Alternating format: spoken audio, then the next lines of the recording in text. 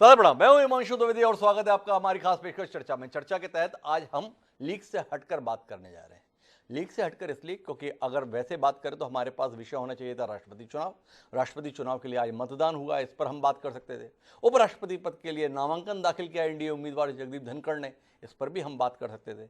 लेकिन इससे हटकर हम उस विषय पर बात करने जा रहे हैं जिसके संदर्भ में अपनी चिंताएं देश के प्रधानमंत्री सम्माननीय नरेंद्र मोदी जी के द्वारा शनिवार को देश के सम्मुख रखी गई थी। शनिवार को वह ऐतिहासिक बुंदेलखंड एक्सप्रेस वे का लोकार्पण कर रहे थे और उस लोकार्पण के दौरान नरेंद्र मोदी जी ने इस बात पर चिंता जताई कि वोट बटोरने के लिए इस देश में राजनीतिक दलों ने रेवड़ी कल्चर को अपना लिया है और ये देश के लिए ठीक नहीं है। उनका मानना है कि मुफ्त की इन योजनाओं के कारण से देश विकास की जरूरतों को पूरा नहीं कर पाएगा, प्रदेश विकास की जरूरतों को पूरा नहीं कर पाएगा। ये बड़े बड़े हाईवे, इंफ्रास्ट्रक्चर के तमाम काम कैसे होंगे जब सरकारी धन को बड़े पैमाने पर लोगों के बीच में मुफ्त में बांटने का चलन रहेगा। और मुफ्त में बांटने की वजह यह नहीं कि लोगों का भला करना है, मुफ्त में बांटने की वजह यह है कि राजनीतिक दल अपने वोट बैंक को बड़ा करना चाहते हैं या सुरक्षित रखना चाहते हैं और इसके लिए सरकारी धन को लुटाने में परहेज नहीं करते हैं। देश के प्रधानमंत्री ने यह बात की है तो उसे संजीदगी से लिए जाने की जरूरत है। देश के प्रधानमंत्री के तौर पर नरेंद्र मोदी जी की चिंताओं से हम सहमत हैं, लेकिन साथ ही समझने की कोशिश करते हैं कि क्या ये कोशिश केवल विपक्षी दल कर रहे हैं? भारतीय जनता पार्टी के द्वारा रेवड़ी बांटने की कोई कोशिश नहीं की जाती है? क्या भाजपा शासित दलों में जनता को मुफ्त की योजनाएं नहीं दी जा रही हैं? क्या केंद्र सरकार की अपनी योजनाओं में मुफ्त का कोई दखल नहीं होता है? क्या विपक्षी दलों ने ही इस होड़ को बढ़ावा दिया है या जहां पर भारतीय जनता पार्टी सत्ता में नहीं है वह भी इस अंधी दौड़ का हिस्सा बन जाती है? कहीं कोई टीवी देने की बात करता है, कहीं कोई मोबाइल देने की बात करता है, कोई स्मार्टफोन को देने के संदर्भ में अपनी उपलब्धि बताता है, कोई लैपटॉप को बांटकर गौरवान्वित होता है। हद तो यह हो गई कि लोग स्कूटी भी बांटने की बात कर रहे हैं, मुफ्त में घर पे राशन पहुंचाने के संदर्भ में उपलब्धि बता रहे हैं। तो समझना मुश्किल है कि दरअसल शिकायत किस बात को लेकर है। कोई मुफ्त में बिजली देने को अपनी उपलब्धि बताता है, कोई पेंशन के संदर्भ में पुरानी स्कीम को लागू करने को एक ऐतिहासिक कदम बता देता है। तो ऐसी घोषणाओं की भीड़ के बीच में ये तय कैसे किया जाए कि कौन देश के हित में सोच रहा है और कौन दल के हित में सोच रहा है?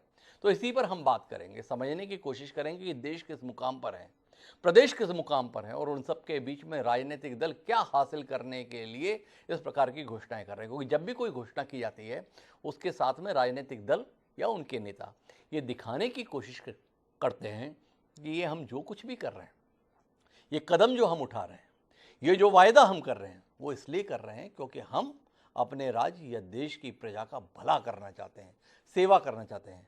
पर ये सेवा के लिए है या इस सेवा की आड़ में खुद के लिए मेवा का इंतजाम करने के संदर्भ में इस पर भी हम बात करेंगे। चार खास मेहमान इस महत्वपूर्ण विषय पर चर्चा के लिए हमारे साथ जुड़ चुके हैं, उनसे आपका परिचय कराएं उससे पहले लेकिन समय है आज के विचार सूत्र का। हमारा आज का विचार सूत्र पंडित श्रीराम शर्मा जी का दिया हुआ है। उन्होंने कहा था कि आज का लिया कर्ज कल चुकाना पड़ेगा। इससे यह नहीं सोचा जा सकता कि कर्ज के नाम पर लिया हुआ पैसा मुफ्त में मिल गया। पाप का दंड आज नहीं भुगतना पड़ेगा तो किसी को यह नहीं समझ बैठना चाहिए कि उससे सदा के लिए छुट्टी हो गई। आचार्य श्रीराम शर्मा जी ने जब यह बात कही थी ना तो शायद उनके जहन में व्यक्ति ध्यान में था। उन्हें सरकार या सत्ता में बैठे लोग या राजनीतिक दल शायद जहन में नहीं थे। राजनीतिक दल या सत्ता में बैठे लोगों का नजरिया यह होता है कि कर्ज हमने लिया है पर इसे चुकाने की जिम्मेदारी हमारे हिस्से में थोड़ी आने वाली है। आगे जो सरकार में आएगा वो इस कर्जे को भुगतेगा।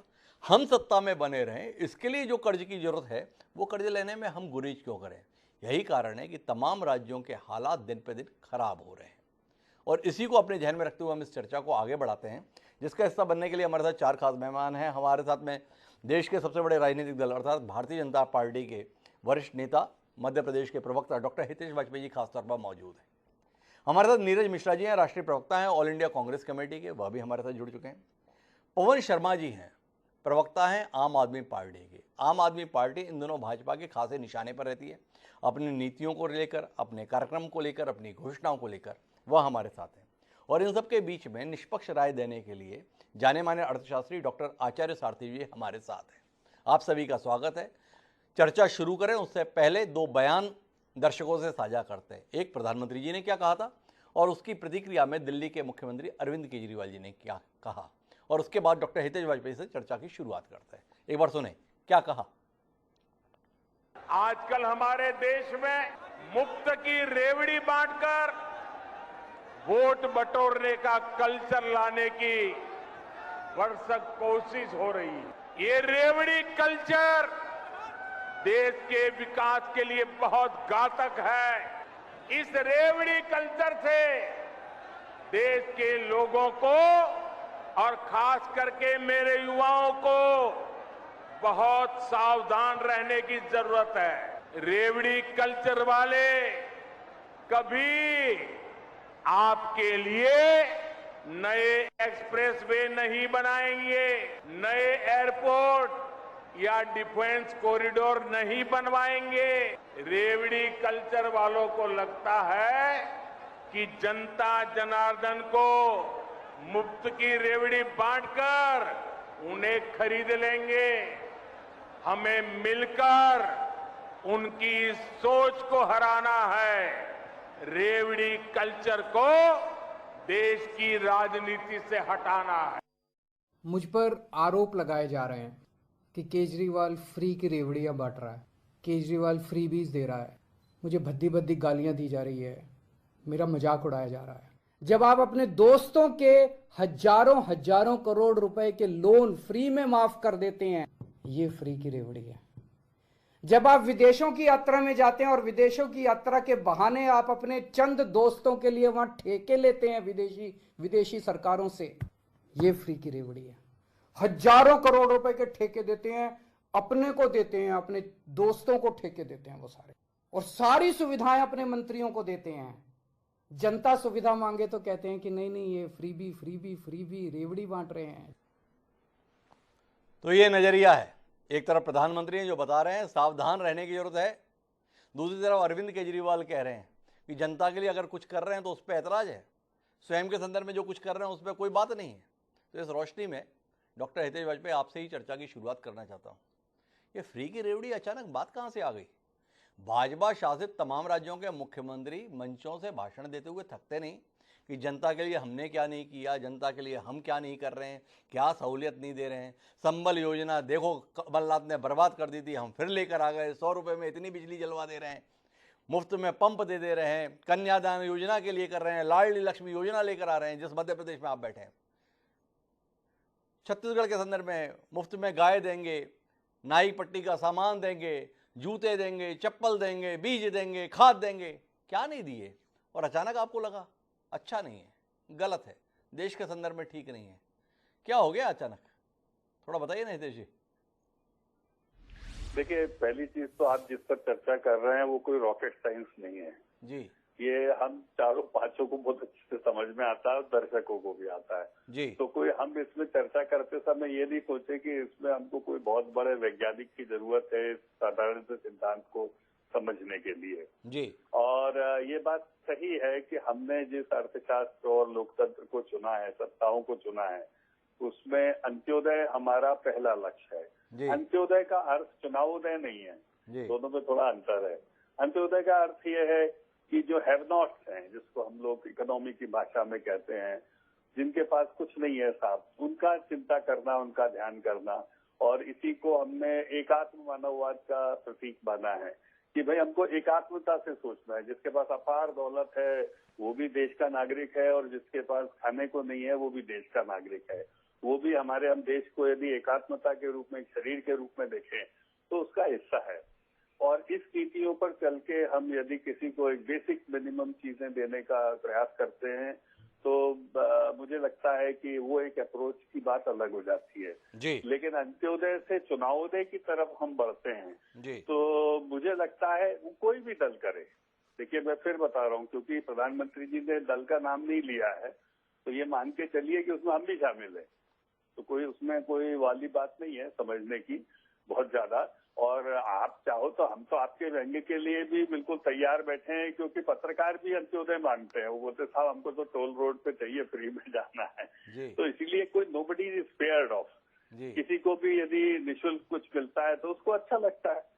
और इस अच्छे लगने की सीमा बस हमें तय कर दी है, क्योंकि इस अच्छे लगने की कॉस्ट जो होता है अंत में ट्रेजरी देती है जी। और अर्थशास्त्री महोदय आपके सामने प्रोफेसर साहब बैठे हैं, वो बता ही देंगे तो भाई हम उस चीज की कीमत दें जिसकी देश को जरूरत है। मैं थोड़ा हितेश जी आपको रोकना चाहूंगा। आपने बड़ी सरलता से हम भी शामिल है कह के बचने की कोशिश कर ली। देश के प्रधानमंत्री जब संबोधित कर रहे थे तो ये बता रहे थे कि देश को सावधान रहने की जरूरत है, ऐसी कोशिश करने वालों से सावधान रहने की जरूरत है, देश को इससे बचने की जरूरत है। तो क्या डॉक्टर हितेश वाजपेयी मानते हैं कि बतौर प्रधानमंत्री माननीय नरेंद्र मोदी जी का कहने का आशय है कि भारतीय जनता पार्टी से बचने की जरूरत है? क्योंकि आप ही कह रहे हैं कि हम भी शामिल हैं और देश के प्रधानमंत्री ने आह्वान किया है, इससे बचने की जरूरत है, ऐसे लोगों से सावधान रहने की जरूरत है। और आपने जो कहा कि हम तो एकात्म मानववाद में हैं, अंत्योदय में हैं, ये कौन सा अंत्योदय है? उत्तर प्रदेश में बीजेपी का घोषणा पत्र था, 2 LPG मुफ्त देंगे, एक होली पे देंगे, एक दिवाली पे देंगे, स्कूटी देंगे, जो भी लड़की कॉलेज पहुंचेगी उसको मुफ्त स्कूटी देंगे, किसानों को मुफ्त बिजली देंगे। तो थोड़ा बताए ना, बाकी राजनीतिक दलों के मुकाबले में डॉक्टर हितेश वाजपेयी भारतीय जनता पार्टी के द्वारा की जाने वाली ये घोषणाएं किन मायनों में अलग हैं, किन दृष्टियों से अलग है? जी अच्छा मैं ये कहना चाहता हूँ कि पहले ही मैंने कह दिया कि भारत की राजनीति में कोई भी दल इससे ऊपर नहीं है। अब इसके बाद मुझे मालूम है कि भाई 2 जूते तो मुझे भी पड़ने हैं आपसे, तो मैंने कोई मना थोड़ी ना किया इस बात के लिए। डॉक्टर हितेश वाजपेयी ने ऐसा डिफेंसिव लिया है कि आदमी ऑफेंसिव भी कैसे हो। उन्होंने पहले ही मान लिया प्रधानमंत्री जी ने जो बोला है वो जो भी बोला हो, पर हम इस रास्ते पर नहीं, हम दूसरे ही रास्ते पर हैं, तो हमें भी शामिल मान लिया जाए। अब जब व्यक्ति यही बोल दे तो फिर सवाल ये उठता है कि क्या प्रधानमंत्री अब दलगत भावनाओं से ऊपर उठ गए हैं? तो अब भाजपा के भी खराब दिन शुरू हो रहे हैं, क्योंकि प्रधानमंत्री खुद ही सार्वजनिक मंच से आपकी पार्टी की रीति नीति को खारिज कर रहे हो, देश को आह्वान कर रहे हैं सावधान रहो ऐसे लोगों से। तो हालत ये आ गई कि अब भाजपा से भी सावधान रहने का आह्वान प्रधानमंत्री को करना पड़ रहा है। हितेश जी, कितनी चिंता की बात है आपके लिए? देखिए हिमांशु जी, मुझे मालूम है ना कि आप उसको बार बार किधर मोड़ के लाएंगे, और लाई है, मुझे कोई दिक्कत भी नहीं है, क्योंकि प्रधानमंत्री जी को ही मालूम है, उन्होंने ये वक्तव्य दिया तो सबसे पहले हिमांशु जी आईना उन्हीं को दिखाने वाले हैं। तो भाई देश का प्रधानमंत्री कोई बात कहे या ना कहे, तो उन्होंने ये निर्णय लेने के बाद उन्होंने इस बात को कहा है जी, और इस बात को यदि कहा है तो yes we stand by with him. ऐसा थोड़ा ना है कि मोदी जी की जो मीठा मीठा है वो गप गप और कड़वा कड़वा थू थू। हिमांशु जी, इतने कमजोर लोग नहीं है हम। यदि वो कहते हैं हितेश वाजपेयी तुमको ये सुधार करना है, तुम भले भारतीय जनता पार्टी के कार्यकर्ता हो, अच्छे आदमी हो, सब कुछ है, लेकिन ये सुधार तुमको करना है। अब इसमें हिमांशु जी देखो बोले हितेश वाजपेयी तो बिगड़ा हुआ है तुम्हारा, कहाँ से पकड़ रहा है बोले, मतलब तुम्हारा कार्यकर्ता। मैं इसके उत्तर लेने के लिए जाऊंगा जब मैं डॉक्टर आचार्य सारथी के पास जाऊंगा। 8 साल प्रधानमंत्री रहने के बाद और उससे पहले तकरीबन 12 साल मुख्यमंत्री रहने के दौरान ये बात नरेंद्र मोदी जी ने नहीं कही। 2022 को शनिवार को जालौन में ये बात प्रधानमंत्री नरेंद्र मोदी जी कह रहे हैं।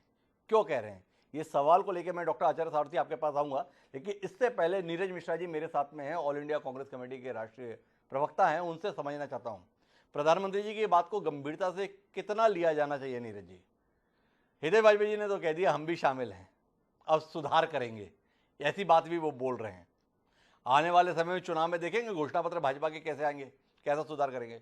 लेकिन आपसे समझना ये चाहूंगा कि क्या नरेंद्र मोदी ने कहा है इसलिए आप विरोध में रहेंगे, या आप मानते हैं एक जायज बात कही गई है, एक तर्कसंगत बात कही गई है, एक युक्ति संगत बात कही गई है, इस पर विचार करने की ही जरूरत नहीं बल्कि कदम उठाने की जरूरत है? क्या कहते हैं नीरज जी?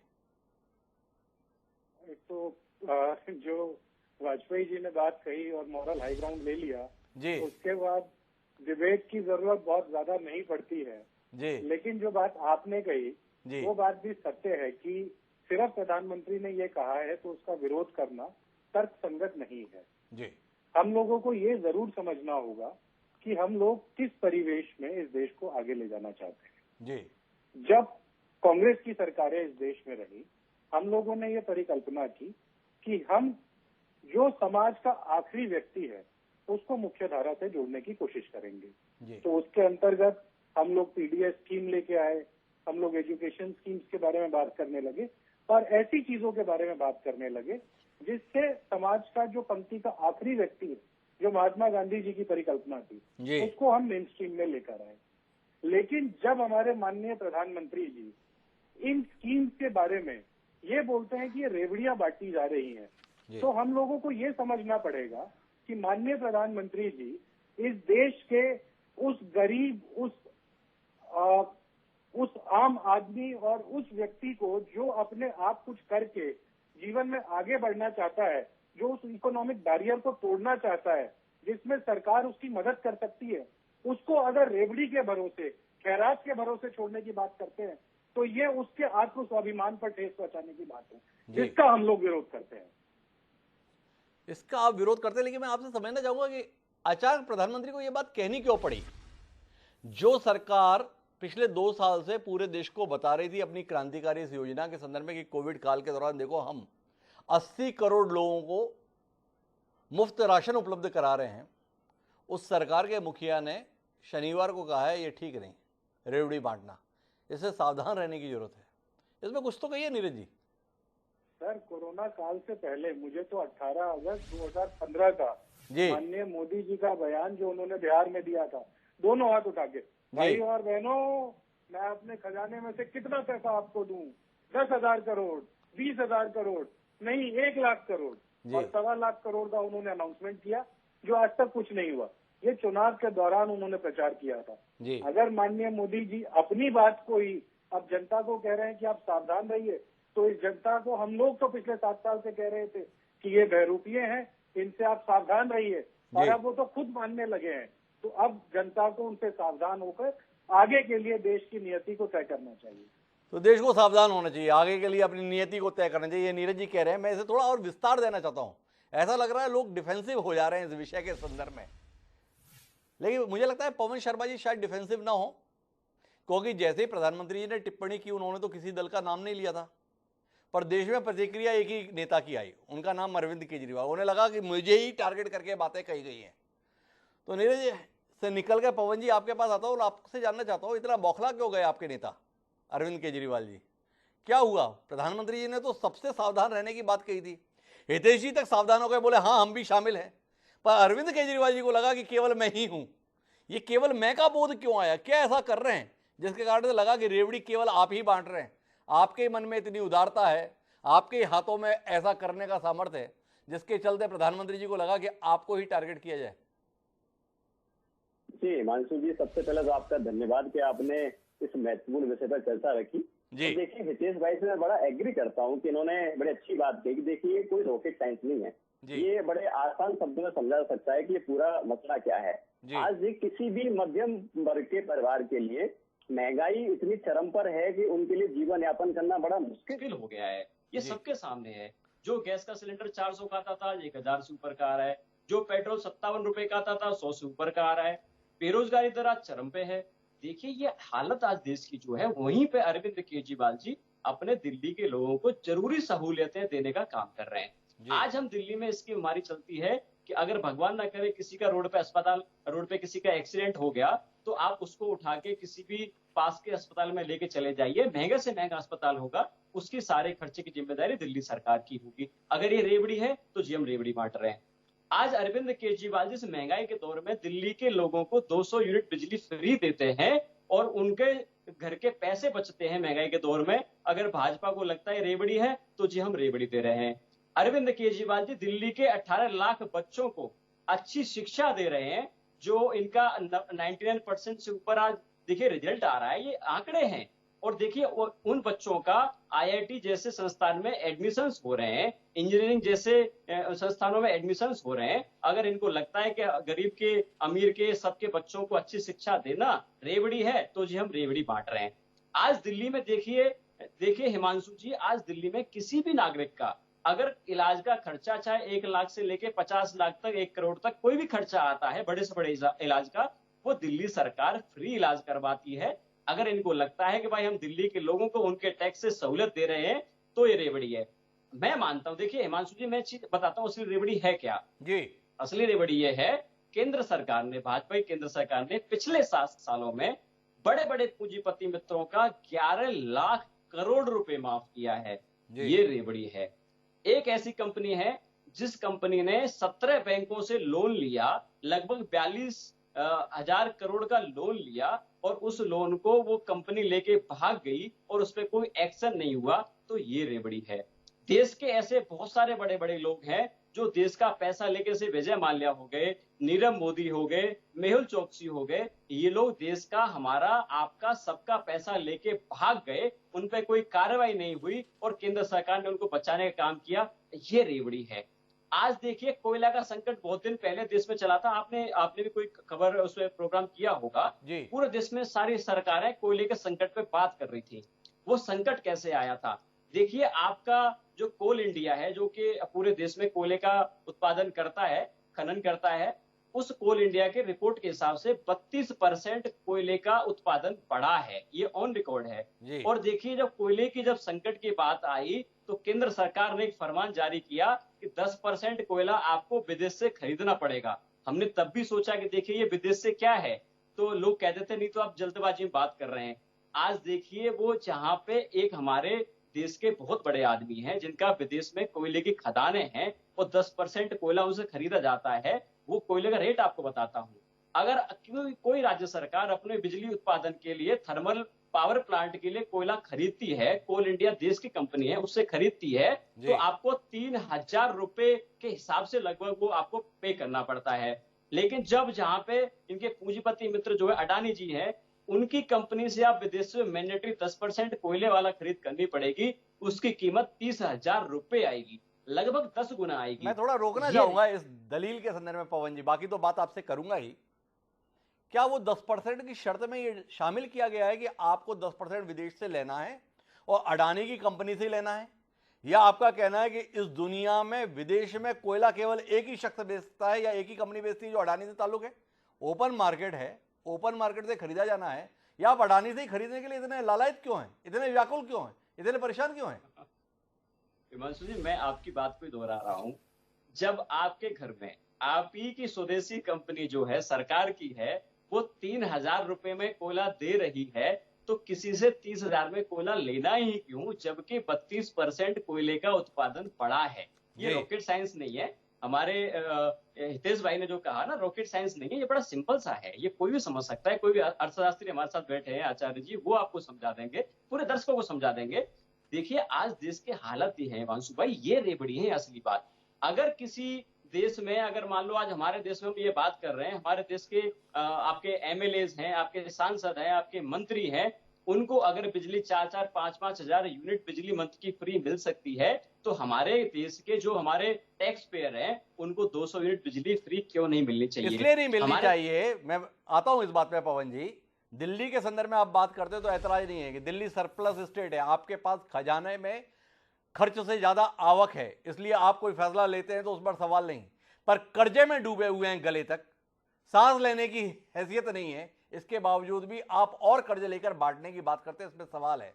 पंजाब के संदर्भ में आप हर व्यक्ति को 300 यूनिट बिजली देना चाहते हैं। किस पंजाब को, जो अपनी जीडीपी का 45% कर्जे में डूबा हुआ है? 2,63,000 करोड़ का कर्जा है। पंजाब का विद्युत निगम जो है वह कर्जे में बुरी तरीके से डूबा हुआ है। इसके बाद भी वोट लेने की खातिर आप ये वायदा करते हैं कि हम हर एक को 300 यूनिट बिजली मुफ्त देंगे, तो सवाल तो उठेगा ना। आपके पास में अपना भुगतान करने के लिए पैसा नहीं है, आप और कर्जे लेकर लुटाने की बात कर रहे हैं, तो सवाल नहीं उठेगा? क्या प्रधानमंत्री की इस बात को गंभीरता से नहीं लिया जाएगा? क्या इस विषय पर विचार नहीं किया जाएगा? पवन जी, मैं आपको जवाब देता हूँ। देखिए हिमांशु जी, आपने बड़ी अच्छी बात कही। आप कुछ आंकड़े में गिना देता हूँ। जब हमने 2015 में दिल्ली में सरकार जब बनाई, तो हमारा बजट जो था दिल्ली सरकार का, वो लगभग 29,000 करोड़ का था जी। और आज 5 साल, हमारी 7 साल सरकार चलाने के बाद, अरविंद केजरीवाल जी की सरकार चलाने के बाद, वो आज हमारा बजट 76,000 करोड़ का है। और बिना किसी कर्जे के, आपकी मैं थोड़ा सा संशोधन करना चाहता हूँ, बिना किसी कर्जे के आज दिल्ली सरकार की सीएजी की एक ऑडिट आई है। दिल्ली एक ऐसा इकलौता राज्य पूरे देश में जिसका बजट सरप्लस में चल रहा है, घाटे का बजट नहीं है, सरप्लस। ये तो मैंने खुद ही कहा ना पवन जी कि दिल्ली के संदर्भ में आप ये बात करते हैं तो समझ में आती है, लेकिन पंजाब के संदर्भ में ये बात समझ में नहीं आती। आम आदमी पार्टी के राष्ट्रीय संयोजक हैं अरविंद केजरीवाल, केवल दिल्ली के मुख्यमंत्री नहीं है। तो अगर अरविंद केजरीवाल के संदर्भ में बात की जाएगी तो केवल दिल्ली को लेकर बात नहीं की जाएगी। अगर आप पवन शर्मा जी आए तो दिल्ली सरकार के प्रवक्ता के तौर पर नहीं, बल्कि क्षेत्रीय से राष्ट्रीय पार्टी होने की कोशिश में जुटी आम आदमी पार्टी के प्रवक्ता हैं। तो आपसे जो बात की जाएगी वो राष्ट्रीय संदर्भ में की जाएगी। और उसके अंदर सवाल है कि कर्ज में डूबे हुए राज्यों को इस तरीके से लुटाने के संदर्भ में कदम उठाने की इजाजत कैसे दी जा सकती है, और क्या ऐसी घोषणाएं करते समय या ऐसे फैसले लेते समय शर्म नहीं आती है? जो कर्ज में डूबा हुआ है, हम अपने आसपास के परिवेश में क्या देखते हैं? कोई ऐसा व्यक्ति जो कर्ज में डूबा है और शाही खर्च करता है तो वो उपहास का पात्र बनता है। क्या आपको नहीं लगता है कि ऐसे तमाम राज्य और ऐसी सरकारें उपहास का विषय होना चाहिए, सराहना का नहीं? देखिए हिमांशु जी, आपने बड़ी सही बात करी, मैं आपका जवाब देना चाहता हूँ। देखिए आज पंजाब के ऊपर कर्जा है, आम आदमी पार्टी की सरकार पहले पंजाब बनी थी, अभी हाल ही में सरकार बनी है। एक बड़ा छोटा सा मूल मंत्र मुझे लगता है अपने इतने राजनीतिक दौर में कोई भी सरकार के लिए सबसे बड़ी इंटेंशन होनी चाहिए ईमानदारी। आज दिल्ली सरकार का बजट क्यों बढ़ा है? देखिए मैं कुछ आंकड़े आपको और बता देता हूँ। दिल्ली सरकार केंद्र सरकार को टैक्स देती है लगभग 2.25 लाख करोड़ का, और केंद्र सरकार से वापस हमको कितना मिलता है? लगभग 325 करोड़ रुपए, मात्र 325 करोड़ रुपए। बाकी जो हमारा बजट है वो दिल्ली के सारे हमारे आय के स्रोत हैं उनसे बनता है। ये पैसे कैसे बचाए? हम 200 यूनिट बिजली किसी को फ्री कैसे दे पाते हैं? मानसू जी, उसका तरीका एक ही है, हम जो फ्लाईओवर दिल्ली में बनाते हैं, कोई एक उदाहरण आपको बताता हूं, जो फ्लाईओवर 300 करोड़ रुपए का बनना चाहिए वो फ्लाईओवर हमारा 200 करोड़ रुपए में बन जाता है। उसमें जो 100 करोड़ रुपए बचते हैं उसको हम दिल्ली के जनता के लिए सुविधाएं देने के लिए खर्च करते हैं। आप वही उदाहरण बीजेपी का बता देता हूं। रानी झांसी फ्लाईओवर दिल्ली में एक बना है जिसकी कीमत, जो स्टार्टिंग कीमत थी वो 170 करोड़ रुपए में बनना था, लेकिन जब बनके कंप्लीट हुआ लगभग 770 करोड़ रुपए में फ्लाईओवर बना। तो वो जो पैसे का गैप है ना हिमांशु भाई, उसको हम नहीं आगे लेके जा पाते। दूसरा, पंजाब की आपने बात करी, पंजाब में हमारी सरकार हाल ही में बनी है, उसका पूरा हिसाब किताब हमारे पास है, पढ़े लिखे लोग उस पर काम कर रहे हैं। आप अपना भ्रष्टाचार रोक दीजिए, जो आपके फाइनेंशियल लीकेजेस है ना, आप उस लीकेजेस को बंद कर दीजिए, आपके पास पैसा ही पैसा बच जाएगा। और तो पवन जी का कहना है कि रेवड़ी दिक्कत नहीं है, करप्शन दिक्कत है। करप्शन को रोकिए तो रेवड़ी बांटने में कोई दिक्कत नहीं है, लोगों की जरूरत है और टैक्स से मिला हुआ पैसा है, जिन्होंने टैक्स दिया है उनको सुविधाएं दे रहे हैं, तो ये मुफ्त की श्रेणी में कैसे आता है? एक दृष्टिकोण है पवन जी का, उस दृष्टिकोण को भी शायद समझने की जरूरत है। मैं आऊंगा नीरज जी आपके पास, लेकिन हमारे साथ जाने माने अर्थशास्त्री डॉक्टर आचार्य सारथी जी हैं, काफी देर से जुड़े हुए हैं, उनके नजरिए को जानना। तो डॉक्टर आचार्य सारथी जी, आपके पास आ रहा हूं और आपसे समझना चाहता हूं, क्या देश के प्रधानमंत्री 8 साल बाद इस हकीकत को समझ पाए हैं कि रेवड़ी बांटना देश के लिए कितना खतरनाक है, या श्रीलंका के हादसे ने उन्हें चेता दिया है कि ये गोटबाया राजपक्षे और उसकी सरकार का जो हश्र हुआ है, मुफ्त के चक्कर में, गलत नीतियों के चक्कर में, गलत फैसलों के संदर्भ में, टैक्स घटाने के चक्कर में, तो समझ में आ गया है ये रास्ता ठीक नहीं है? ये दृष्टिकोण है, या कोई और गंभीर बात ऐसी है जो हम सामान्य बुद्धि वाले नहीं समझ पा रहे हैं? पर आप जाने माने अर्थशास्त्री हैं, आप कुछ ऐसा समझ पाए हो जिसके चलते प्रधानमंत्री जी 8 साल प्रधानमंत्री रहने के बाद इस नतीजे पर पहुंचे हैं कि इस तरीके से बचने की जरूरत है, इस हेर फेर के खेल से बचने की जरूरत है, ऐसी पार्टियों से बचने की जरूरत है, और उस पार्टी से भी बचने की जरूरत है जिसके नेता, जिसके प्रवक्ता के तौर पर डॉक्टर हितेश वाजपेयी जी हमारे साथ बैठे हुए हैं? जी आचार्य सारथी जी। हाँ, शुक्रिया। मैं एक कबीरदास जी का दोहा बोलना चाहूंगा, एक, अगर आपके परमिशन हो। उसमें लिखा है, ताते पाप पसारिए जाति लंबी सौड़। जी, ये बहुत पहले कहा गया है कि आप ज्यादा से ज्यादा खर्च करोगे और आपके पास आमदनी नहीं होगी तो आपको श्रीलंका जैसी सिचुएशन में आना पड़ेगा। नाउ हैविंग स्टार्टेड दैट, मैं आपसे कहूंगा कि जो रेवड़ी की बात हो रही है जी, कुछ रेवड़ी को एक पर्टिकुलर कॉम्पोजिशन में कहना गलत होगा जी। रेवड़ी जो है बहुत ही ज्यादा डाइवर्स है। मैं दिल्ली के मुख्य जो प्रवक्ता है उनसे बिल्कुल सहमत में हूं कि गरीब लोगों को एजुकेशन, हेल्थ लगाना बहुत जरूरी है, लेकिन क्या ये जरूरी है कि फ्री बिजली दी जाए? और मैंने फार्मर्स पंजाब में देखे हैं जिनके पास मर्सिडीज बेंज भी है, उनके पास भी फ्री बिजली आती है जी। बहुत सारे किसान मैंने राजस्थान में देखे हैं जो कि किसान के नाम पे बहुत सारी चीजें उनको फ्री मिल जाती हैं, इंक्लूडिंग फ्री बिजली, free this, free that, etcetera, tax नहीं देते हैं। तो हमारे यहाँ ये जो फ्री है इसके बहुत ज्यादा कॉम्पोजिशंस हैं। तो इसमें कहूंगा कि बिजली, फर्टिलाइजर सब्सिडी जिसमें 1 लाख करोड़ के ऊपर हम लोग देते हैं, ये, और सबसे बड़ी पेंशन, ये जो हम एमएलए, एमपी और ये जो ऐसे लोगों को पेंशन देते हैं कि 5 साल रह लिए, 10 साल रह लिए 2 जगह से, तो 2 जगह से पेंशन मिलेंगी, इसको मैं बहुत बहुत बड़ी रेवड़ी कहूंगा जी। तो इस प्रकार की रेवड़ियां यदि हम बंद करें, और रेवड़ियां जो है वो बच्चों की एजुकेशन में लगाई जाए, क्राइसिस के टाइम फूड में दी जाए, उज्ज्वला योजना में एक स्पेसिफिक टाइम पे जिसका एक सनसाइज और एक सनसेट टाइम हो कि भाई इस पीरियड के लिए हम दे रहे हैं, वो बहुत जरूरी है ना। इसमें दूसरी चीज जो आई है, अब मैंने डिस्कशन में देखी थी, वो थी मुद्रास्फीति की, इन्फ्लेशन ना। इन्फ्लेशन सब लोग कहते हैं, अनफॉर्चुनेटली सब लोग कहते हैं कि ये ऑयल प्राइसेस की वजह से है, लेकिन यदि आप एक्चुअल डीलिंग देखेंगे, आज जो ऑयल प्राइसेस है वो ऑयल तो ऑलरेडी जनवरी दिसंबर में खरीद लिया गया था जी। हमारे ऑयल प्राइसेस के यूजुअली क्या होता है कि 4 से 8 महीने पहले ही कॉन्ट्रैक्ट आ जाते हैं और प्राइसेस भी फिक्स होती है, क्वांटिटीज भी फिक्स होती है जी। तो अभी जो ऑयल प्राइसेस आई हैं इसका तो आपको अक्टूबर में पता चलेगा। तो ऐसा है कि लास्ट ईयर यदि आप देखें, सरकार ने 20-25 बार ऑयल की कीमत बढ़ाई थी जी। उसका असर अभी आपको पड़ रहा है मुद्रास्फीति के तौर पे जी। ऑयल से ट्रांसपोर्ट बढ़ता है, प्रोडक्शन कॉस्ट बढ़ती है, फर्टिलाइजर की कीमत बढ़ती है, सब कुछ बढ़ता है ऑयल से। तो वो जो बढ़ी थी जुलाई से जनवरी तक, वो जो हर महीने हर 15 दिन को ऑयल प्राइस बढ़ती थी, कई बार रोज बढ़ती थी, उसका असर आपको अभी नजर आ रहा है। तो मैं तो ये कहूंगा कि जो रेवड़ी बढ़ती है, रेवड़ी को हमको बहुत केयरफुली देखना है कि जिसको बोलते हैं मेरिट सब्सिडीज, मेरिट सब्सिडीज को कंटिन्यू करना बहुत जरूरी है और जो नॉन मेरिट सब्सिडी है उस पर कट करना बहुत जरूरी है। Now coming back to what हमारे जो कांग्रेस के सीनियर ऑनरेबल नीरज मिश्रा बोल रहे थे, उन्होंने बात तो बहुत सही कही थी। 50-60 साल में उन्होंने बहुत कुछ कहा है, लेकिन उसका असर क्यों था, हार क्यों गए वो बुरी तरह? क्योंकि जो उन्होंने कहा वो किया नहीं। हम गरीबी हटाएंगे, वो तो मिसेस गांधी ने 1974 में कहा था, गरीबी हटी क्या?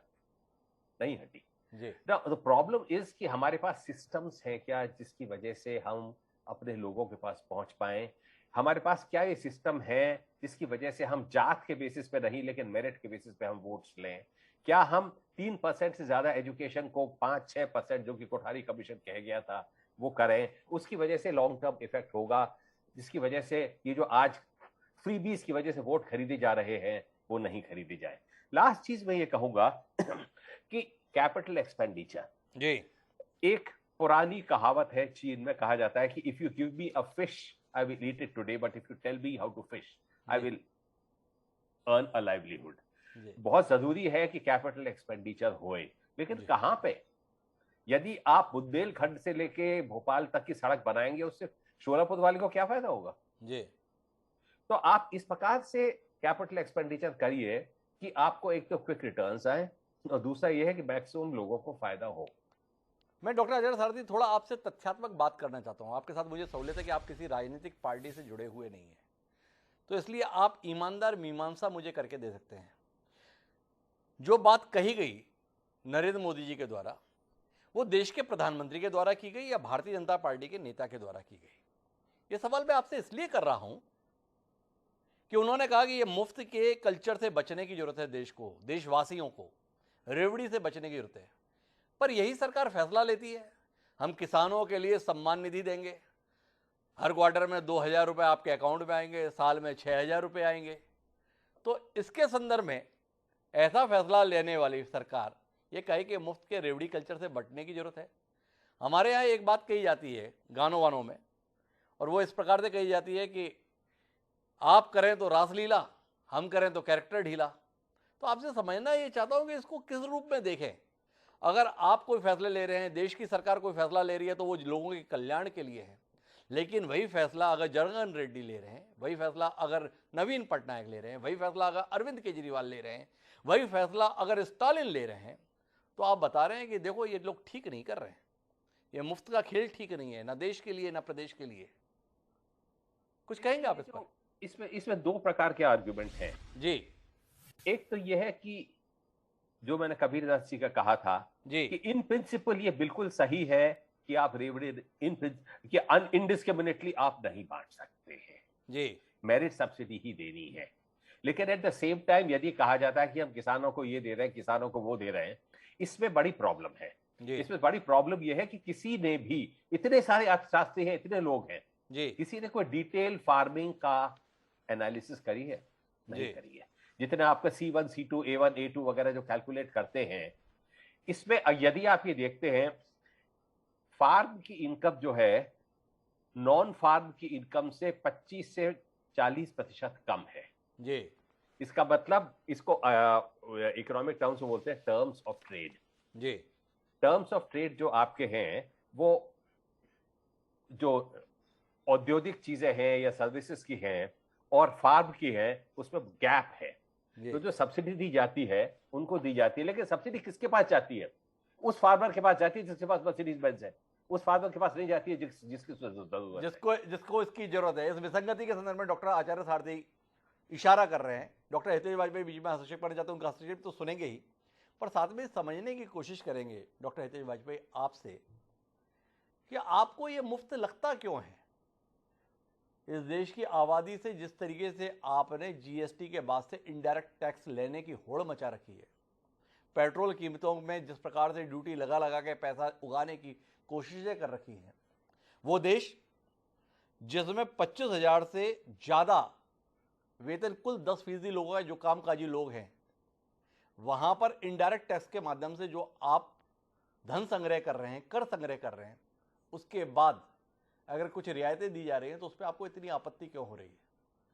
आप भी खड़े हो गए साथ में, भाई हम ये कर रहे थे लेकिन प्रधानमंत्री जी ने कहा विचार करेंगे।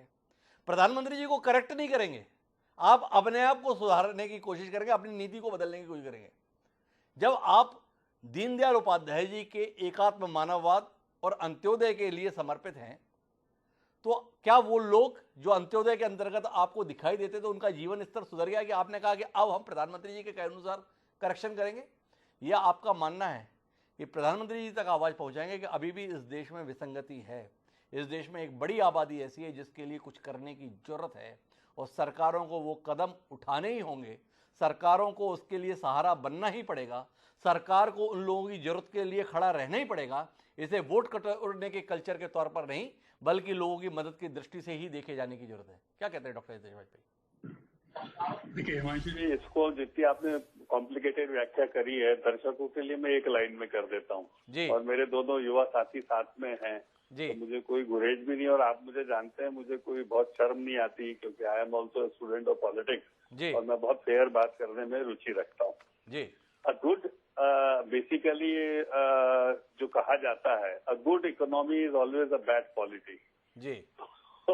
हमेशा ध्यान रखिए कि जो इकोनॉमिस्ट है, यदि हम उसकी सारी बातें मान लेंगे तो फिर वो केजरीवाल जी सही कहते हैं, केजरीवाल जी सरकार नहीं बना पाएंगे, ये बात भी सच है। तो क्या होता है कि ये जो अंत्योदय और चुनावोदय के बीच का जो डिफरेंस है ये खत्म होता है और इसीलिए जो आपने सवाल किया था कि उन्होंने किस रूप में बोला, तो मैं आपको बहुत ईमानदारी से कह देता हूँ, उन्होंने एक प्रधानमंत्री के रूप में बोला है। इसमें भी कोई दो मत नहीं है, मतलब कोई इसमें गुरेज नहीं है मुझे कहने में। जब हम एक दल के रूप में जानते हैं तो जाते हैं चुनाव में, तो स्वाभाविक है कि हमारा थोड़ा झुकाव केजरीवाल जी की तरह हो जाता है। इसमें कोई बड़ी बात नहीं है, मॉडल की बात कर रहा हूँ, कोई बहुत उसमें कॉम्प्लिकेटेड नहीं है। लेकिन हाँ, रेवड़ी और अंत्योदय में अंतर है, इसको डिफाइन आचार्य साहब करवा सकते हैं कि भाई क्रीमी लेयर के प्रावधान हो, जो उसमें से उभर रहा है उसको बंद कर दिया जाए, पेंशन दी जानी है तो कितने साल किन शर्तों पे दी जानी है। फिर उसके बाद पवन जी आप बुरा मत मानिएगा, मैं आमतौर पे किसी बैशिंग के लिए नहीं बैठा हूँ, ना ही आज कल में अपने चुनाव है आपस में लोगों के, लेकिन अभी पंजाब चुनाव के समय में मैं दिल्ली में कुछ मीटिंग्स में गया तो मेरा मूड हुआ कि मैं कुछ दिन ऑटो में चलूं हिमांशु जी। तो मैं बढ़िया एक ऑटो किया, मैंने उसमें दिन भर घूमा। तो शाम को ऐसे ही लौट के हम आ रहे थे, एयरपोर्ट के पास ही रुके थे, तो ऑटो वाले ने बताया, बोले सर आजकल, मैंने बोला कैसा चल रहा है, उससे पूछते हैं हम लोग। तो अच्छा, ऑटो वाले केजरीवाल जी के अंदर की सब बता देते हैं दिल्ली वाले। तो बोले साहब बाकी सब ठीक है, लेकिन बोले एक बड़ा गड़बड़ चल रहा है। बोले क्या? अच्छा सोचो कितना ईमानदार ऑटो वाला था। बोले सर मेरा क्या होता था, हर 2-3 दिन में मैं एक पौवा ले लेता था और काम चल जाता था। बोले केजरीवाल साहब ने क्या कर दिया, बोले एक पौवा लो एक फ्री उस पे। तो बोले यदि आप क्रेट लोगे तो उस क्रेट पे एक और क्रेट मिल रही है उसी रेट पे। ये मैं एक्चुअल घटना बता रहा हूँ हिमांशु जी। तो मैंने बोला भाई तेरे को क्या दिक्कत है, वो तो बस पीने वाला आदमी है। कौन जी आपके लिए भी फीडबैक रहेगा अच्छा ये। तो वो इतना अच्छा आदमी था। बोले सर मैं एक क्वार्टर पी के जाता था घर, तो बीवी को भी संभाल लेता था, सब संभाल लेता था। अब वो एक से एक फ्री जबरदस्ती खोल देता है वो। केजरीवाल जी के कहने पे। तो अब मेरे को दोनों पीने पड़ते हैं, क्योंकि शराब की भी इज्जत करता था तो बोले अब वो ना मैं अपने आप को संभाल पाता हूँ ना पत्नी को संभाल पाता हूँ। तो बोले सर ये बंद होना चाहिए। और ये बोले मैं पैसे के लिए नहीं कह रहा हूँ, बोले मेरी उतनी जरूरत थी, मैं उतनी पीना चाहता हूँ, मेरे को डबल क्यों दिया जा रहा है। तो ये रेवड़ी होती है चुनावी, कि जब आप 1 क्रेट शराब के ऊपर 1 क्रेट शराब फ्री देने लगते हो पवन भैया, शायद इसकी जरूरत नहीं है। वही दूसरी ओर आचार्य जी ने जो इशारा किया, मैं आज भी आपको बता दूं कि हमारे यहाँ साहब छोटी जोत का किसान अधिकतम है जी। आप डिफरेंशिएट करिए अमिताभ बच्चन और छोटी जोत के किसान में, हम डिफरेंशिएट नहीं करते, ये हमारी समस्या है। हम चुनाव के कारण सबको सूची में डालते जाते हैं, तो वो बढ़ती जाती है, उसमें स्कॉर्पियो वाले और मर्सिडीज वाले भी किसान हो जाते हैं। लेकिन हम यदि एक्चुअली में जाएंगे तो 5 एकड़ या उससे कम के जो वाकई में जरूरतमंद किसान है, हिमांशु जी आप भी छत्तीसगढ़ बैठे अच्छे से जानते हैं, यदि उनको पंप के ऊपर आधी सब्सिडी ना मिले तो वो सिंचाई ना कर पाए, क्योंकि वो बहुत ज्यादा राशि हो जाती है, तो वो दी जाती है। मैंने उनको फायदा देखा है। फिर उसके बाद जिस पीडीएस स्कीम का नीरज जी ने जिक्र किया, बहुत अच्छा किया है, मैं इस मामले में समर्थक हूँ उनका, कि जब मैं खुद कॉर्पोरेशन का अध्यक्ष रहा हूँ, जिसको सिविल सप्लाईज कॉर्पोरेशन बोलते हैं, जो दिल्ली में शराब बेचता है, हमारे यहाँ गेहूं चावल देता है प्रोक्योर करके। तो जब हम इसको देने जाते हैं साहब, तो कभी आप ट्राइबल एरिया में जाएंगे तो नीरज जी मैं वाकई में बोलूंगा, ये बहुत अच्छा काम आपकी सरकारों से शुरू हुआ था। कॉन्सेप्ट ऑफ द अंत्योदय का ये कोर है कि पीडीएस सिस्टम हमारा मजबूत होना चाहिए, लेकिन हाँ उसमें से हम लोग कोशिश करें कि स्कॉर्पियो वाले बाहर आए। हम पर दबाव हमेशा हर चुनाव के पहले रहता है कि साहब सबको शामिल कर लो। लगभग 1,17,00,000 परिवार मध्य प्रदेश में एंटर्ड है, कैन यू इमेजिन। और कोई दल इसको बाहर भी कर सकता नीरज जी, आपकी भी सरकार भी कमलनाथ जी रहे हैं, तो हम सब इसको खुले मन से स्वीकारें। लेकिन ये फिर अगेन फॉर्मूला वही है, a good economy is a bad polity. हम इस प्रकार के एक इलेक्टोरल सिस्टम में है हिमांशु जी, बहुत ईमानदारी। मैं थोड़ा ईमानदारी से बात करता हूं हितेश वाजपेयी जी। कुल मिला के सरकारें दोहरे चरित्र के साथ इस देश को संचालित करती है, प्रदेश को संचालित करती हैं। निजी क्षेत्र के संदर्भ में शर्त लगा रखी है, कलेक्टेड रेट है, कलेक्टेड रेट के अंतर्गत ही आपके यहाँ काम करने वालों को भुगतान होना चाहिए। पर वही आंगनवाड़ी के कार्यकर्ता हैं जिनको कलेक्टेड रेट से कम दर पर नियमित रूप से आप रखते हो, हर काम के लिए दौड़ा देते हैं। आपसे आशय डॉक्टर हितेश वाजपेयी जी, मध्य प्रदेश की सरकार के संदर्भ में नहीं, देश भर के संदर्भ में ये हमारा दोहरा चरित्र है। मनरेगा के अंतर्गत काम देने के संदर्भ में तय किया गया 100 दिन का काम दिया जाएगा। हम बेरोजगारी भत्ता देना चाहते हैं, हम विधवा पेंशन देना चाहते हैं, हम 30 साल 40 साल के लोगों को भी घर बैठे हुए भत्ता देने के लिए तैयार हैं, लेकिन हम काम देने के लिए तैयार नहीं है। आपकी सरकार यह संकल्प नहीं लेती कि मनरेगा के 100 दिन को हम 200 दिन कर देंगे, लोगों के हाथ में काम देंगे। आप इस बात पर उत्साहित होना चाहते हैं कि देखो हमारी पीडीएस सिस्टम के तहत बाजार में बिकने वाला 30 रुपए किलो का गेहूं 1 रुपए में हमारी दुकान पर मिल जाता है। आप इस उपलब्धि पर मुग्ध होना चाहते हैं, पर आप अपने नागरिकों को या अपने वोटर को इस लायक बनाने के लिए तैयार नहीं होते हैं कि वो अपने सम्मान के साथ 30 रुपए का भुगतान देकर गेहूं खरीद के घर में ला सके। आप सम्मान के साथ रहने नहीं देना चाहते हैं। उसके बाद भाषण आता है तो इतना बड़ा भाषण देते हैं। आप भाषण दे रहे हैं कि ऐसे फ्लाईओवर तब बन सकते हैं जब रेवड़ी ना बांटी जाए। फ्लाईओवर के अंदर का दिखा देंगे आपको, फ्लाईओवर पूरा का पूरा कर्ज लेकर बना हुआ है, उस कर्ज की वसूली वहां पे चलने वाली गाड़ियों के द्वारा ही वसूला जाना है टोल टैक्स के माध्यम से। वो टोल टैक्स आप ले रहे हैं जबकि उस गाड़ी के रजिस्ट्रेशन के दौरान आप सड़क पर चलने का टैक्स वसूल कर चुके हैं। आरटीओ है क्या, सड़क पर चलने की तो कीमत थी, पर आप इस टोल के माध्यम से भी वसूली कर रहे हैं, फिर देश को बता रहे हैं रेवड़ी से बचना चाहिए। क्या कहें इसे हितेश जी? नहीं, आपने बहुत अच्छे से व्याख्या करी है कि भाई देश का आम नागरिक, चाहे आप हो, मैं हूँ, नेता हूँ, अधिकारी हो, परमानेंट गवर्नमेंट हो, टेम्परेरी गवर्नमेंट हो, जब कोई अनुशासन से चलना ही नहीं चाहता तो एक मोदी जी क्या 20 आ जाए। आप सुनोगे थोड़े ना, अभी देखो कार्यक्रम में उड़ा दिया आपने उनको, 2 मिनट में रज्जियां उड़ा दी। बात अच्छी कह रहे हैं पर कोई बात नहीं। तो इसीलिए साहब एक मोदी जी एक प्रधानमंत्री थोड़ा ना, कुछ आचार्य जी ने बहुत अच्छी अच्छी बातें कही, कोई सुनने वाला है क्या? एक भी ध्वनि निकल के आ रही है क्या? और ऐसा नहीं है, केजरीवाल जी भी करना चाहते होंगे, मैं तो मान लेता हूँ, क्योंकि he is a different kind of politician.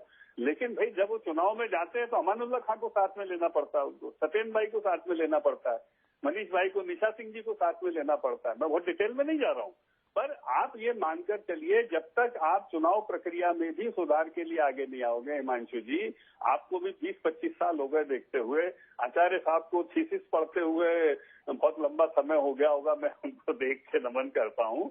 तो हमको एक एक्सेप्टेबिलिटी पवन जी और नीरज जी जैसे युवाओं के बीच बनानी पड़ेगी कि अक्रॉस द पार्टी लाइन कुछ चीजें हम तय करें। मैंने जैसे आपको बहुत ईमानदारी से बोला कि जब मैंने बीपीएल की सूची बुलाकर देखा पवन जी, नीरज जी, तो मुझे सभी दलों के स्कॉर्पियो वाले लोग मिले उसमें, सरपंच है, पंच है, पंचायत है। तो ये देश तो इससे निजात पाता है। भाई जी एक यथार्थपरक बात कह रहे हैं, बोले होना तो वही चाहिए जो बात हम अपनी बात में कह रहे हैं या देश के प्रधानमंत्री कह रहे हैं, पर जमीनी स्थितियां ऐसी हैं कि उसके अंदर का प्राथमिक लक्ष्य जो है राजनीतिक दलों का वो चुनाव जीतना है, और चुनाव जीतना ही प्राथमिक लक्ष्य होने के चलते उस समय वो कदम उठाए जाते हैं जो चुनाव जीतना सुनिश्चित कर सके। तो नीरज जी मैं आपके पास आता हूं कि देश बनेगा कैसे अगर सारे राजनीतिक दल चुनाव जीतने के लिए कुछ भी करने के लिए तत्पर हैं। तो क्या आप नहीं मानते हैं कि जो तमाम तरीके की आचार संहिताएं प्रत्याशी के संदर्भ में लगती है, अब राजनीतिक दलों के संदर्भ में लगने का समय आ गया है। प्रत्याशियों के संदर्भ में आप ऐसा नहीं बोल सकते, आप ऐसा नहीं कर सकते, आप इतना खर्च कर सकते हैं, इतना खर्च नहीं कर सकते, पर राजनीतिक दलों के संदर्भ में ऐसी कोई शर्तें नहीं है। राजनीतिक दल जितने 1000 करोड़ खर्च करने जाए खर्च कर सकते हैं, कोई दिक्कत की बात नहीं है। स्टार प्रचारक के नाम पर आप जितना बड़ा आयोजन करना चाहे उतना बड़ा आयोजन कर सकते हैं। इसी प्रकार से राजनीतिक दल चाहे वैसा वायदा कर सकते हैं। क्या आप नहीं मानते हैं कि अगर प्रधानमंत्री जी अपनी बात को लेकर संजीदा हैं तो उन्हें एक नए सिरे से चुनाव सुधार कार्यक्रम की शुरुआत करनी चाहिए, सभी दलों के साथ बैठ के, व्यक्ति के स्तर पर नहीं, दलों के स्तर पर, और देश के संदर्भ में नए सिरे से भविष्य तय करना चाहिए। हिमांशु जी, मैं आपकी बात से सहमत हूँ। जो आप कह रहे हैं तो बुनियादी बदलावों की बहुत ज्यादा जरूरत है जी। लेकिन आपकी बात का जवाब देने से पहले, क्योंकि मैं बहुत देर से सारी चर्चा को सुन रहा था जी, तो मैं एक एक करके अपने जो साथी पैनलिस्ट हैं उनकी जो बातें कही गई उस पर कुछ अपने तर्क देना चाहूंगा, अगर आपकी इजाजत हो। जरूर जरूर। तो जैसा कि हमारे बीच में डॉक्टर आचार्य जी हैं जी, उन्होंने एक बड़ी अच्छी लाइन अपने वक्तव्य के दौरान कही कि कांग्रेस ने बहुत कुछ अच्छा किया 60 साल में, लेकिन फिर भी हम लोग बुरी तरीके से हार गए। हम उस हार को बिल्कुल स्वीकार करके और उससे आगे बढ़ने के लिए निकले। लेकिन आचार्य जी को मैं ये भी कहना चाहूंगा कि सर, जिस समय हमारा देश आजाद हुआ, पुरानी बात हो गई है थोड़ी सी, लेकिन जो और देश, चाहे वो एशिया में हो चाहे अफ्रीका में हो, जो भी कॉलोनी के कल्चर से बाहर निकले वो कहाँ तक पहुंच पाए और 2014 तक हमारा देश कहाँ तक पहुंचा। हम लोगों को ग्लोबल पर्सपेक्टिव में भी चीजों को देखने की जरूरत है। और जैसा हमारे आम आदमी पार्टी के प्रवक्ता पवन भाई दिल्ली का गुणगान कर रहे थे, तो मैं भी पिछले 30-32 साल से दिल्ली में ही रहता हूँ और इस पार्टी को उत्पन्न होते हुए मैंने देखा है। तो इनके झूठों के पुलिंदों को अगर आप मुझे 2 मिनट का समय दें तो शायद मैं उसको खोल सकूं जी। तो जैसा कि पवन जी कह रहे थे कि यहाँ पे देश के अंदर रेवड़ी दिक्कत नहीं, करप्शन दिक्कत है, तो ये ऐसी एक नई पार्टी है जिस पार्टी के स्थापना से लेके आज तक 10 साल के अंदर 2 इनके मंत्री अभी जेल में हैं और इनकी जो सरकारों में सुपर सीएम बनाने का जो इनके कॉन्सेप्ट हैं, उसमें से जो पंजाब के एक्चुअल सुपर सीएम हैं वो विदेश भाग चुके हैं, ये कह के कि उनके पिताजी की तबीयत खराब है। मैं चाहूंगा उनकी पिताजी की तबीयत खराब ना हो, लेकिन विजय नायर भाई से पूछ लीजिएगा कि वो दिल्ली से क्यों भागे हैं। अब इनकी बात जो इन्होंने कहा कि जब दिल्ली में कांग्रेस की सरकार थी उस समय फ्लाईओवर के रेट जो हुआ करते थे बनाने के, वो बहुत ज्यादा हुआ करते थे और उन्होंने उसे कम किया। तो सर, आप भी एक बात को समझते होंगे कि दिल्ली के अंदर जो भी इंफ्रास्ट्रक्चर डेवलपमेंट होता है वो पीडब्ल्यूडी करती है। पीडब्ल्यूडी समय समय पर अपने साथ नई टेक्नोलॉजीज को लेकर आती है। जो पहले सड़क आज से 50 साल पहले 1 किलोमीटर की सड़क अगर 8 करोड़ में बनती थी, आज वो सड़क 2 करोड़ रुपए में बनती है। तो यही जब 2014 में जो टेंडर्स मानिए 300 करोड़ रुपए के शीला जी की सरकार में हुए और जब 2014 में ही वो टेक्नोलॉजी आई तो शीला जी ने उसको नोटिफाई करके उसी टेंडर को 220 करोड़ का किया। क्योंकि मैं उस सरकार से बहुत करीबी से जुड़ा रहा तो मैंने उन डॉक्यूमेंट्स को, उन टेंडर्स को देखा है कि किस हिसाब से उसके अंदर कॉस्ट कटिंग हुई।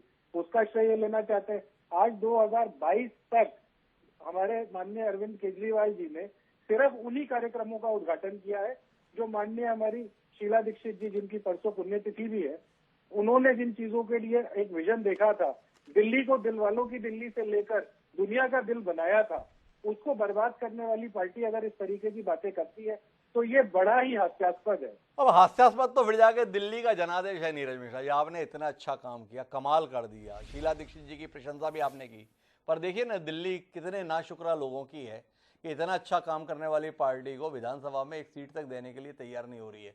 इस पर भी आपको विचार करना चाहिए। पवन जी का इस समय दौर चल रहा है, तो पवन जी जो बात कह रहे हैं उस बात को मानना पड़ेगा, क्योंकि जनादेश के संदर्भ में वही सर्वोपरि माना जाता है लोकतंत्र में। तो आपके लिए विचार का विषय है। जो आपने दलील दी कि 8 साल पहले, 10 साल पहले, 20 साल पहले जो सड़क 8 करोड़ की बनती थी अब 2 करोड़ में बन जाती है। हम इसी देश में रहते हैं, इस देश के संदर्भ में देखते आए हैं। डॉक्टर आचार्य सारथी मेरे साथ में हैं। जब शिलान्यास होता है उस समय जो कीमत बताई जाती है प्रोजेक्ट की, पूरा होते होते वो 1.5 गुना, 2 गुना और 2.5 गुना हो जाती है। अगर अरविंद केजरीवाल किसी प्रोजेक्ट के संदर्भ में बता रहे हैं कि शिलान्यास के समय पे लागत इतनी थी और बन के इतने कम में तैयार हुआ, तो उसे एक्नॉलेज करने की जरूरत है। हर बात पर आलोचना शायद श्रेयस्कर नहीं, इतनी टिप्पणी मैं करना चाहता हूं। लेकिन पवन जी आपके पास आना चाहता हूं, आखिरी दौर की बातचीत में हूं और आपसे समझना चाहता हूं, क्या आप नहीं मानते हैं कि एक दिल्ली का उदाहरण जिसमें आप बता रहे हैं कि हमने 29,000 करोड़ का बजट 76,000 करोड़ में पहुंचा दिया, मोदी जी के आभारी रहिए।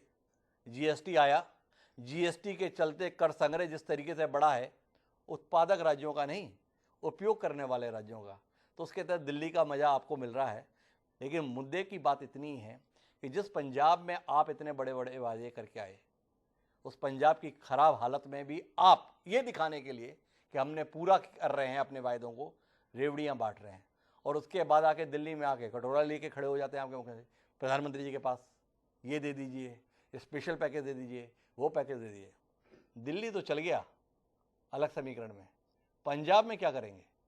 क्या आप नहीं मानते हैं कि प्रधानमंत्री की बात पर विचार करने की जरूरत है?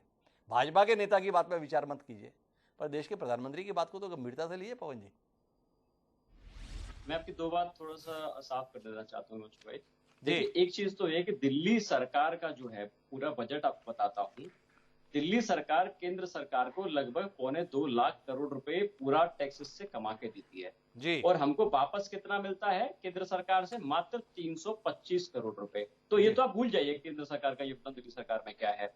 दूसरा, देखिए आज हितेश भाई ने जो बात कही ठेके वाली, मैं थोड़ा शॉर्ट में सारे आंसर देना चाहूंगा।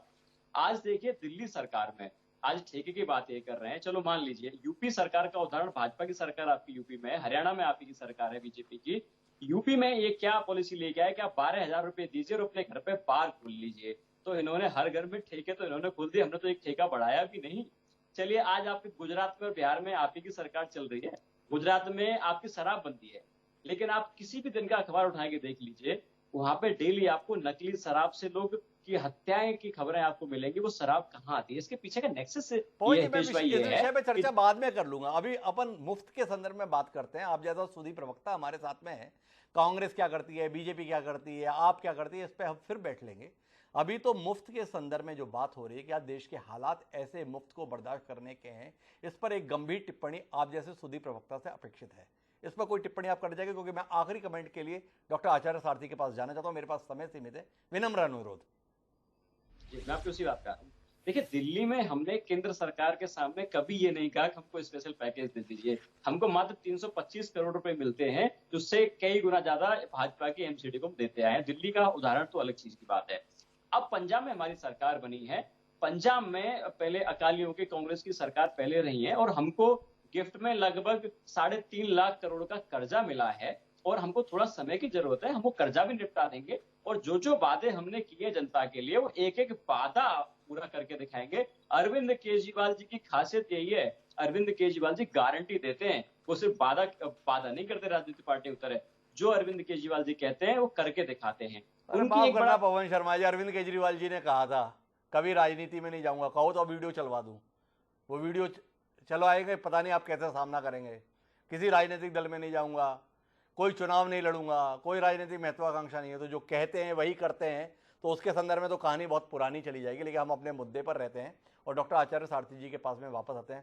सारथी साहब, आपसे जानना चाहूँगा, हम द्वंद्व में उलझ गए पूरी बातचीत के अंदर। एक तरफ अपने देश के हालात के संदर्भ में, जिसमें 20 करोड़ से ज़्यादा लोग गरीबी की रेखा से नीचे रहते हैं, वो देश है जिसमें कुल आबादी का 1% के पास अधिकांश संसाधन है। और ऐसे देश के संदर्भ में प्रधानमंत्री जी कहते हैं कि मुफ्त का खेल ठीक नहीं है। लोगों के पास 2 जून खाने के लिए नहीं रहता।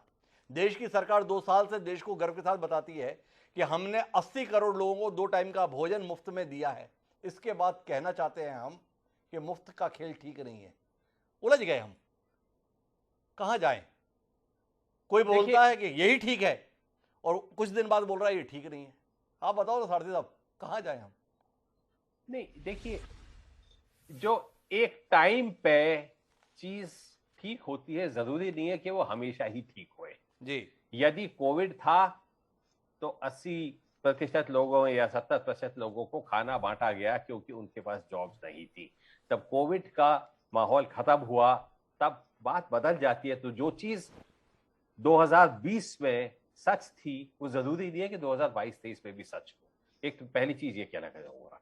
दूसरी चीज मैं कहना चाहूंगा कि जो ये प्रवक्ता किसी भी पार्टी के हों जो कह रहे हो कि 1947 में हम कहां थे और आज हम कहां हैं कंपेयर्ड टू लेट अस से बाकी देश कहां हैं। आप मिडिल ईस्ट और अफ्रीका को भी क्यों कंपेयर करते हैं? आप बाकी कंट्रीज को देखिए, China, Korea, Taiwan, Thailand, Malaysia, Israel, Botswana में आपको और भी जो कि हमसे कहीं आगे निकल गए, वो भी अराउंड द सेम टाइम चालू हुए थे। तो आप उन कंट्रीज को ले लेते हैं जो आपको सूट करता है, जो कंट्रीज को नहीं लेते जो सूट नहीं करता है। एक मिनट जरा। तीसरी चीज ये मैं आपको कहना चाहूंगा दिल्ली के टैक्सेस के बारे में। देखिए, दिल्ली में इन्वेस्टमेंट अंग्रेजों के जमाने से इतना ज्यादा हो रहा है कंपेयर टू अदर कंट्रीज कि यहाँ पे ऑटोमेटिकली डेफिनेटली आपके पास इनकम ज्यादा होंगी। तो ये इनकम्स दिल्ली के लोगों की नहीं है, पूरे हिंदुस्तान की इनकम्स है, पूरे हिंदुस्तान की इनकम्स है। तो यदि दिल्ली को लड़े से 35,000 करोड़ से 300 करोड़ मिलता है, ठीक है, मैं आपसे सहमत हूं कि कम मिलता है, ज्यादा मिलता है, एक बैलेंस बनना चाहिए। पर यह कहना कि 35,000 crore just because Delhi generate करता है, दिल्ली की इन्वेस्टमेंट कितना हुआ आप ये देखिए ना। आप बाकी किसी भी कैपिटल में देख लीजिए, बॉम्बे और दिल्ली में जितना इन्वेस्टमेंट हुआ है बाकी पूरे देश में उतना इन्वेस्टमेंट नहीं हुआ है। तो आपको यह भी देखना पड़ेगा कि करोड़पति यहां कितने हैं, बिजनेसेस कितनी हैं, सर्विसेज कितनी हैं, तो उसके हिसाब से आपको देखना पड़ेगा। और उसका कॉन्ट्रीब्यूशन किसने दिया है? सारे देश ने दिया है ना, टैक्सेस के थ्रू। तो let us not forget that particular fact. Last चीज मैं ये कहूंगा कि पीएम ने जो कहा है वो पीएम के तौर पे मैं उनसे पूरी तरह सहमत हूं कि रेवड़ियां नहीं बंटनी चाहिए, नॉन मेरिट सब्सिडीज पे बुरी तरह कट करना चाहिए। तीसरी चीज मैं कहूंगा कि जो किसी ने मेंशन नहीं किया है, एमएलएस एमपीज की पेंशन बिल्कुल जीरो कर देनी चाहिए। और चौथी चीज मैं ये कहूंगा कि करप्शन पे किसी तरह से, जिस तरह के कुछ साल पहले केजरीवाल जी और उसके साथ वो अन्ना साहब ने कहा था, किसी तरह करप्शन पे थोड़ा कंट्रोल तो आना चाहिए। तो कुल मिलाकर हम अगर बातचीत के मर्म में पहुंचे तो प्रधानमंत्री की बात वस्तुतः समय की जरूरत है, लेकिन इससे भी बड़ी जरूरत यह है कि जब प्रधानमंत्री जी ने एक जिम्मेदारी के साथ इस बात को कहा है तो वह सबसे पहले अपनी पार्टी के स्तर पर इसे अमल करा के दें, ताकि doctor Hitesh Vajpayee defensive board में हमारे साथ में ना बैठे। अगर भाजपा ये शुरुआत कर देगी तो तय बात है कि बाकी राजनीतिक दलों की भी मजबूरी होगी। अब ये शुरुआत भले ही देश में कानून में बदलाव लाकर हो या आत्मशोधन की प्रक्रिया के तहत हो, यह सरकार को तय करना है। पर तय बात है, अगर प्रधानमंत्री ने यह बात कही है और वो भी नरेंद्र मोदी जी ने कही है, तो इसका क्रियान्वयन आने वाले समय में देश में दिखना चाहिए।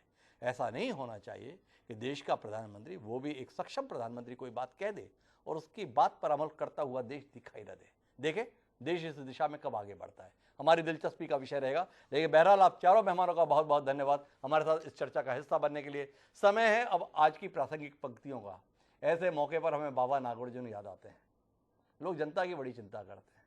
बाबा नागौड़जुन कहते हैं, तुम पर बोझ न होगी जनता, तुम पर बोझ न होगी जनता, खुद अपने दुख दैन्य हरेगी। हाँ हाँ तुम बूढ़ी मशीन हो, जनता तुमको ठीक करेगी। तो बाबा नागार्जुन ने ये बात जो कही थी ना, वो इस देश के सभी राजनीतिक दलों पर फिट बैठती है। राजनीतिक दल या तो खुद ही ठीक हो ले या जनता फिर समय आने पर अपने आप ठीक कर देगी। तो देखें कौन कौन राजनीतिक दल अब ठीक होने की कोशिश करता है। इसी के साथ अब मुझे दीजिए इजाजत, कल फिर मिलते हैं, तब तक के लिए सादर प्रणाम।